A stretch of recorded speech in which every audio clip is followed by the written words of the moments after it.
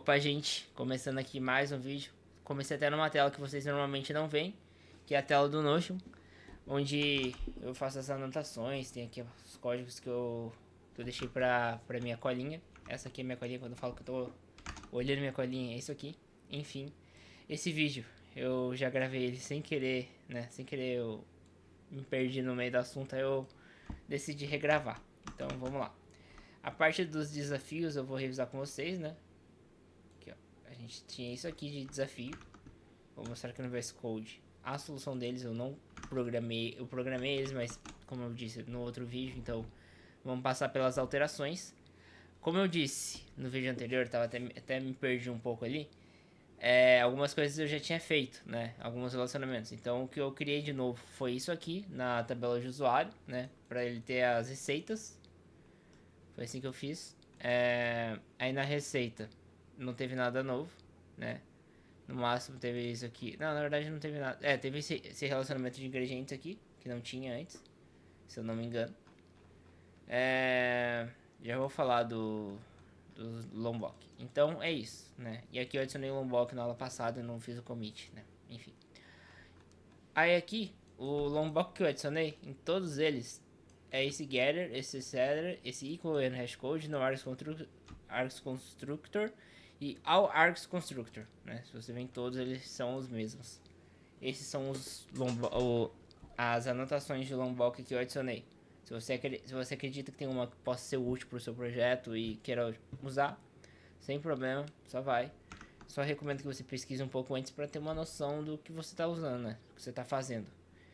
Enfim, a resolução ficou meio curta hoje, porque eu gravei errado, né? Então vamos lá para a parte da explicação dos repositórios, né?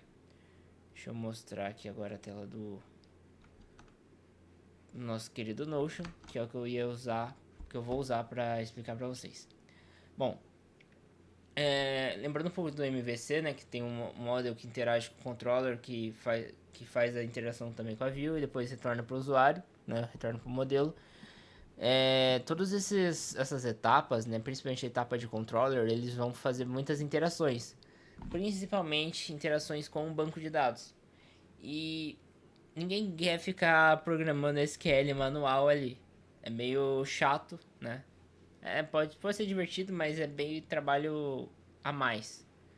Então, o repositório, né, os repositórios, eles vêm para suprir essa demanda, né, para abstrair essa parte. Então, aqui, ó, eles são interfaces que abstraem a interação com o banco de dados. Vou até dar um zoom aqui. Acho que eu consigo dar um zoom para ficar mais fácil de ler. Não consigo, cara. Eu consigo sim. Ah, consigo. Aqui, ó. São interfaces que abstraem. Então, a ideia é você abstrair essas funções que você faria no banco de dados. Então, muitas funções que são necessárias para a gente realizar no CRUD. Ou seja, ao invés de a gente ter que escrever um código SQL, a gente vai simplesmente usar um método, uma função dessas interfaces que vai reproduzir aquilo ali do SQL. Então o Spring ele vai ficar responsável por fazer a interação com o SQL. Você só vai falar, ó, ponto save. Ele vai fazer todas as interações com o SQL para poder salvar aquilo ali em um registro na sua tabela. Existem três principais interfaces, que é o CRUD Repository, né? Ele vai fornecer os métodos básicos do CRUD. Tem o JPA, que é uma versão mais aprofundada do CRUD, que ele adiciona funcionalidades de paginação e ordenação. E tem o Paging and Sorting Repository, que é uma versão que só faz a parte da paginação e ordenação. Então a gente tem, por um lado, uma função que tem os métodos do CRUD, uma que tem a paginação e ordenação, e uma que é a mistura dos dois. E aqui como que a gente implementa isso? Você pode perguntar, né? Como que a gente, tá, beleza, já entendi qual que é a do CRUD, já entendi qual que é a dos repositories, eles são úteis pra caramba, podem ajudar a gente. Como que a gente faz isso? A gente implementa ele fazendo assim, ó. A gente cria uma interface. No caso, essa daqui é do user, né? É do usuário, então vai ser user repository. E a gente estende, no caso, o JPA repository que está sendo usado aqui. E aqui a gente coloca entre esse maior e menor a classe que a gente vai usar, né? No caso, a gente está usando a classe de usuário E qual que é o tipo da variável que é o identificador. No caso, no ID a gente colocou um long. Isso aqui não é um exemplo que a gente vai fazer diretamente no nosso sistema, né? Não é o código que eu vou colocar na nossa aplicação, mas é, supondo que seja, né? A gente colocou um long, então a gente vai colocar um long aqui para o JPA saber o que ele vai usar como identificador. Qual que é o tipo do identificador dele. E aqui você. E só com isso aqui. Só com isso aqui. Se eu tirasse isso aqui, ó. Ele já teria os métodos de save, ele já poderia encontrar um objeto, já poderia salvar um objeto na base de dados, apagar, fazer o CRUD inteiro. Só você chamando o user repository e chamando o método dele. Mas você também pode definir métodos personalizados. Por exemplo, não existe um método de find by last name. Não tem como ser tão específico assim. Ele não é tão específico, ele é mais genérico. Então, se você precisar de um método mais customizado, você pode usar isso. Como eu disse, com a implementação básica a gente já tem muitas coisas, como save, find out, delete. Mas a gente também pode fazer métodos personalizados. Para a gente fazer esses métodos personalizados, a gente tem que usar algumas palavras-chave. Que no caso aqui a gente usou o find by.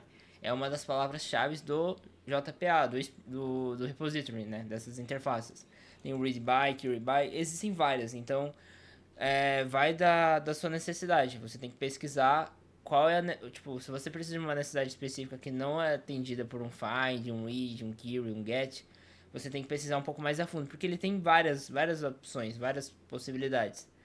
Então, fica aí a recomendação, se você precisar de um negócio mais específico, pesquise, porque ele tem uma documentação boa até. Bom, o nome da propriedade que você está usando ali deve corresponder exatamente ao nome do campo da sua entidade, com a capitalização apropriada. Então, aqui, por exemplo, find by first name, a gente vai usar aqui first name, find by age, a gente está precisando a idade, né? Encontrando pela idade. Então, é importante que você se atente a essas duas coisas.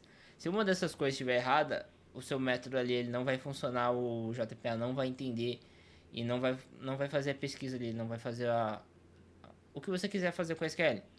E como eu disse, tem muitas formas de você pesquisar. Você pode fazer um is ou equals, tá ligado? Por exemplo, find my name equals, se o nome for igual, sabe?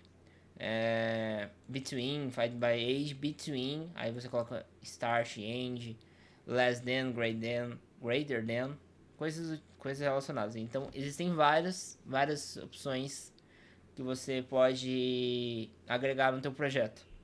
Então, resumindo, para que serve os repositórios?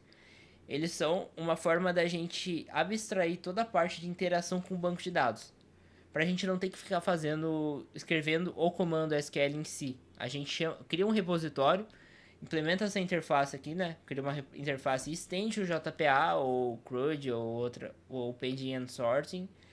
E com isso, a gente vai ter uma classe, né, gente? Quando a gente fizer uma instância usando essa interface, a gente vai ter um objeto que vai poder fazer o saving pra gente. Ele vai salvar ali, a gente colocar chama um repository, coloca .save e passa o objeto, ele vai salvar na nossa base de dados, sem que a gente tenha que usar o SQL. Então, é para isso que serve o repository. Ele trabalha muito para o controller e para view, porque ele vai ter funções que eles vão usar bastante. Claro, você consegue implementar sem um repository, mas o repository ele é muito mais útil para você e é muito melhor você usar um repository do que ter que escrever todo o código na mão, porque você abstrai um pouco, deixa o Spring controlar, dá um pouco mais de poder pro Spring para ele fazer isso por você, porque todo o código que eles fizeram já está bem testado. É um código que nessas coisas ele roda bem, sabe? Tipo, ele é bem feitinho. Então, não tem pra que tu pensar assim, não, vou fazer o código manual. Pelo menos na minha visão, claro. Se alguém vier aqui um dev de 20 anos, programa em Java há 50 milhões de anos, falar, não, você tá errado. Aí a gente aceita, né? Mas pelo que eu entendi, pelo que eu aprendi, não tem pra que você fazer o código SQL na mão. Enfim. Dito isso, entendemos o que são repositórios, qual é essa utilidade, como que a gente implementa e chegamos no desafio de hoje. né? Eu vou até voltar pro Obsidian, tem aqui o desafio, mas eu vou voltar pro Obsidian. Me digam, vocês preferem que eu explique usando Notion, Obsidian? Provavelmente não vai ter público suficiente para manter essa resposta, então talvez se quem estiver respondendo isso aqui não vai ver o. Quando eu for responder já vai estar completo a série, né? Então, vamos lá. Bom, expliquei o que são repositories, né? Que tá de verdinho. Os desafios, né? No caso, é eu criar o repositório de cada um dos modelos. Como é uma coisa um pouco mais simples, né? Vocês viram lá no trecho anterior do vídeo. Eu acredito que vocês conseguem fazer sozinhos todos os repositórios, né? São 3, são simples, né? Enfim, recomendo, dá pra vocês fazer, tranquilinho. Vocês não precisam deixar em inglês, eu deixo o exemplo da lá user repository, mas vocês podem colocar usuário, não tem problema, isso não faz diferença. O que faz diferença é os métodos custom que você coloca lá, find by, tem que ser aquilo ali tem que ser em inglês mesmo, não tem que fazer. É isso aí. Bom, eu vou indo por aqui. Muito obrigado pela atenção, né? Terminamos a aula 5. E não, eu ia dar um spoiler da aula que vem, mas eu não lembro qual que é a aula que vem. Não escrevi o roteiro ainda, vamos escrever. Então, muito obrigado pela atenção e fui.